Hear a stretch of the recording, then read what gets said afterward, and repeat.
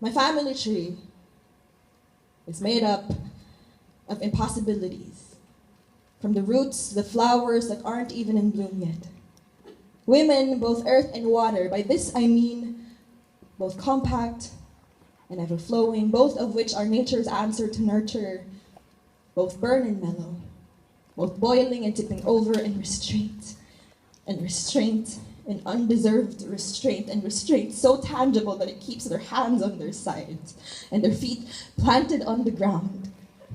The open door feels like mockery. They equated this to never leaving. This is not to say this is what defeat looks like. This is not to say they do not fight.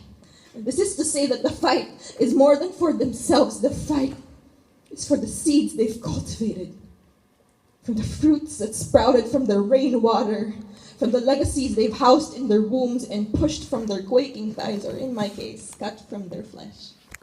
Adam gave only a rib. Eve gave herself. I will tell you about my grandmother, how she nursed soldiers back to health during the war, how she nursed my grandfather's broken heart from his war within himself, how she became mother to her two nieces and later on married the man who once married her then dead sister. My grandparents had 6 more children. I will tell you about my mother, how she had to run away from a family who did not approve of the person who loved her. How my grandmother was her only ally.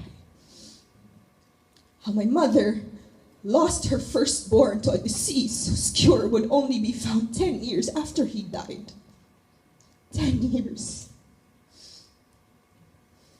My parents had 4 more children, all daughters, all impossible women. I will tell you about my eldest sister.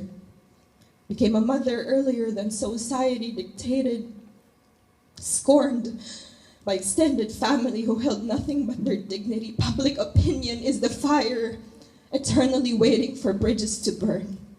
We never burned those bridges, but we never crossed them barefoot either, afraid of the heat and the collapse. My sister married this boy who had to grow up too early.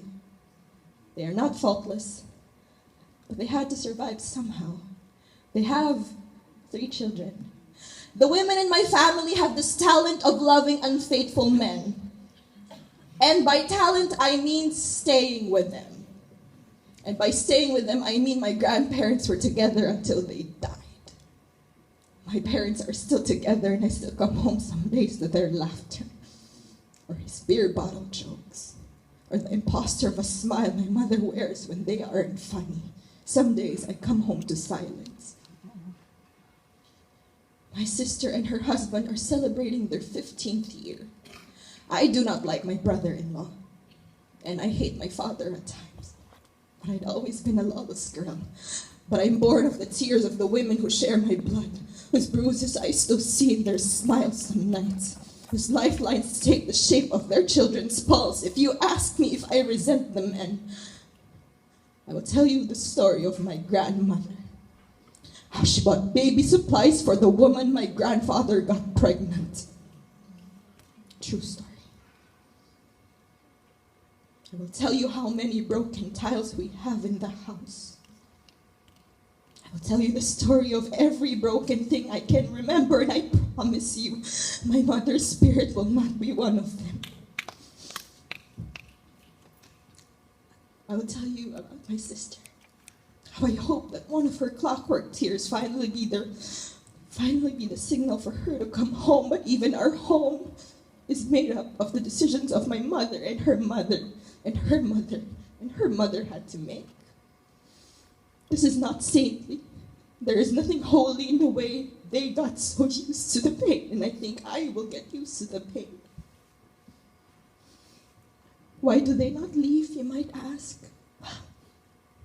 This is not Eden anymore. There are no snakes, and Adam can rarely be bothered. There are only the children now, you see. Only the children.